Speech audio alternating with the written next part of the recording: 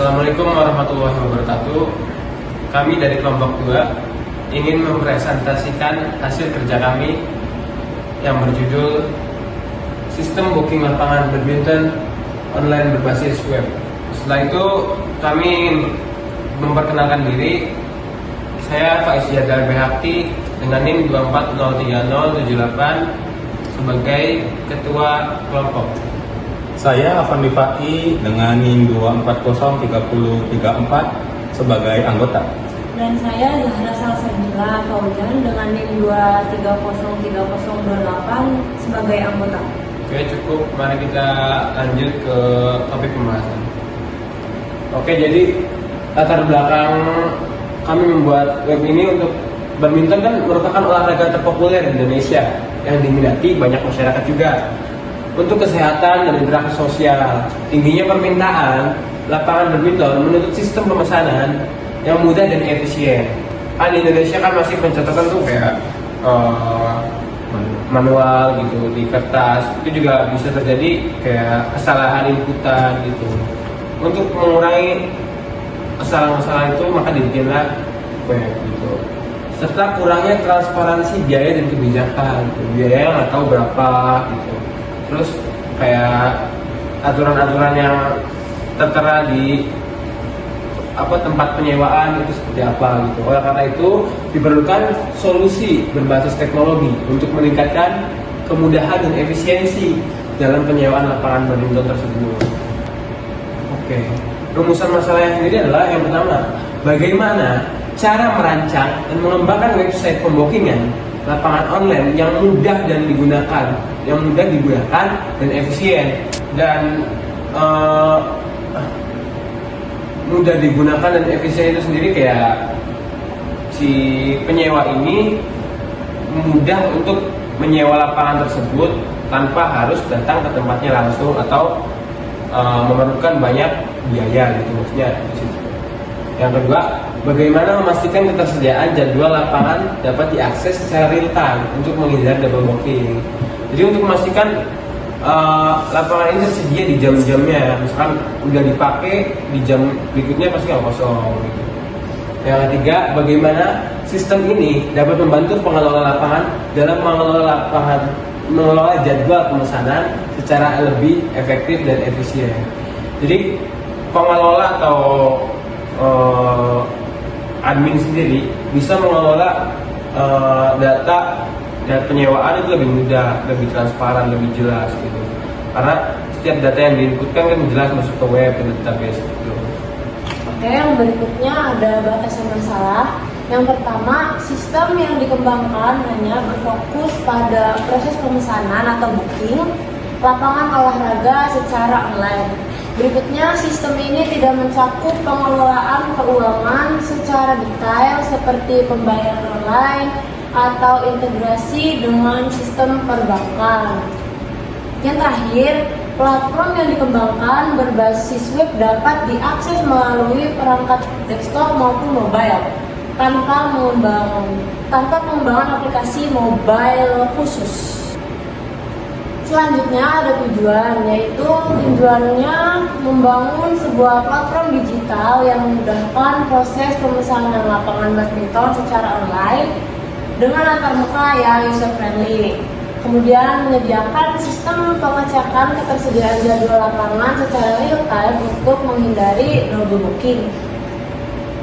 Selanjutnya, menyediakan informasi yang transparan dan lengkap mengenai harga sewa, fasilitas lapangan, dan status pemesanan untuk meningkatkan kepercayaan dari pengguna. Yang terakhir yaitu membantu pengelola lapangan dalam mengelola jadwal pemesanan secara lebih efisien dan juga efektif. Selanjutnya ada alur kerja dari kelompok kami. Jadi untuk persiapan sendiri, kita itu mempersiapkan diri untuk proyek 1 ini dari bulan 1 dan juga bulan 2. Bulan 1 itu sebelum masuk perkuliahan. Tapi kita sudah mempersiapkan diri untuk menghadapi proyek 1. Dan di bulan kedua itu waktu kelompok proyek kami dibentuk. Dan juga kita sekalian mencari mitra untuk diajak kerjasama. Dan di bulan 2 dan 3 kita survei ke mitra untuk wawancara mitra dan juga lain sebagainya.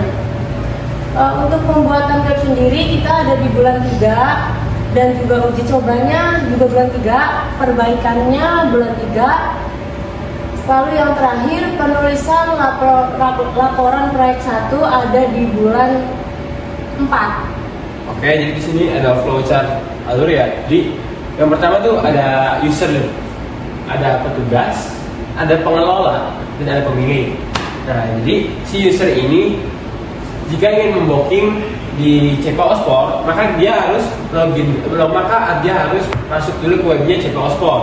Dan jika dia belum memiliki akun, maka dia bisa melalui register dulu. Dan jika sudah, dia bisa langsung login. Dan seterusnya user bisa booking lapangan yang dia mau, misalkan lapangan 2 atau jam berapa di hari apa gitu. Nah, jika iya, maka user harus membayar pesanan. Dan setelah membayar pesanan, petugas akan mengkonfirmasi pemesanan dan pembayaran. Setelah itu, petugas akan mencatat data pemesanan yang dilakukan oleh user. Dan seterusnya, si petugas akan memuat bukti pembayaran dan pemesanan untuk ditampilkan kepada user, agar user bisa menampilkan buktinya ketika mereka sudah melakukan transaksi. Dan di sisi lain juga si petugas ini membuat laporan harian untuk laporan transaksi yang terjadi di hari tersebut. Dan pengelola bisa menerima data laporan booking di hari tersebut dari petugas. Nah, pengelola juga bisa merekap data booking, terus juga membuat laporan keuangan untuk bisnis mereka. Dan pemilik hanya melihat laporannya saja gitu. Nah, ekspektasi hasil juga kemudahan dalam pemesanan pengguna dapat melakukan pemesanan lapangan secara online dengan mudah dan cepat melalui interface yang ramah pengguna atau user friendly. Yang kedua, informasi ketersediaan lapangan secara real time. Sistem mampu menampilkan informasi ketersediaan lapangan secara real time juga, sehingga pengguna dapat langsung mengetahui jadwal yang masih tersedia.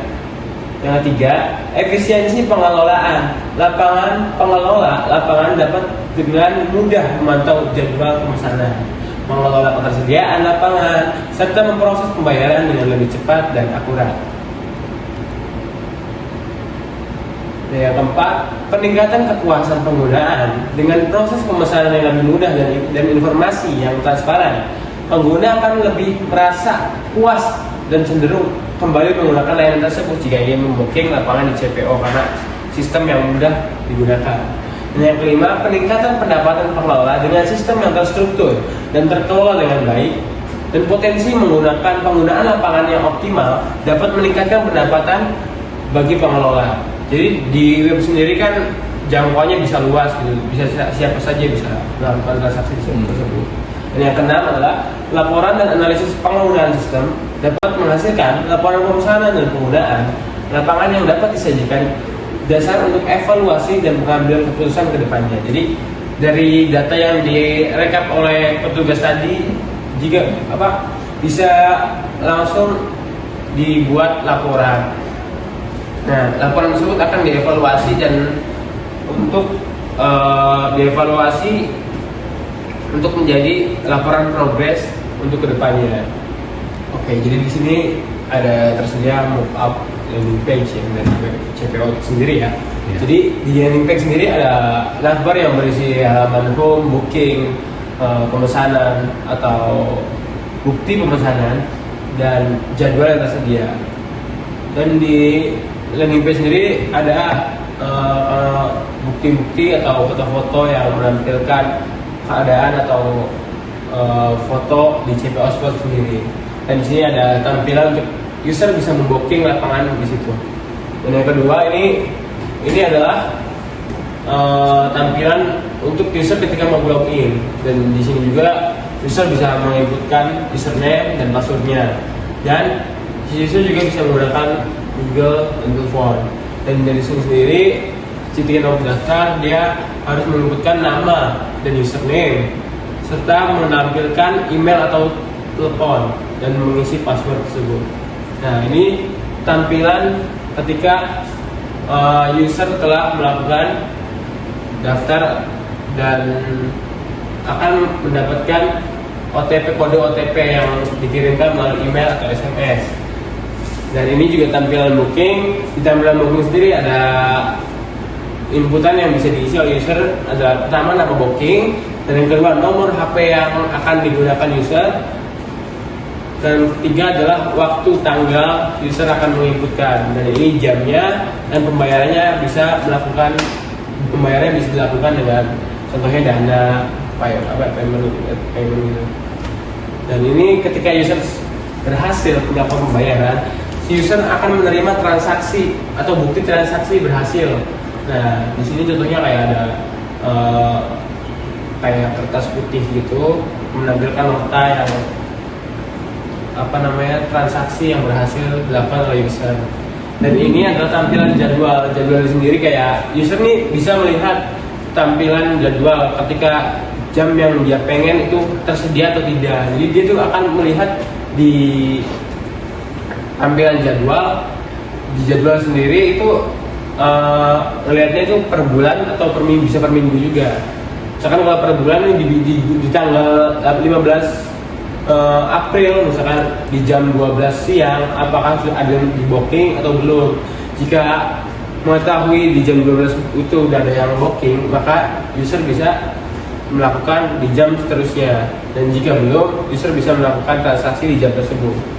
Oke, jadi di sini ada juga tampilan pemesanan. Di tampilan pemesanan ini sendiri adalah tampilan yang menyediakan bukti-bukti transaksi yang user pernah lakukan. Dan di sini juga dashboard admin.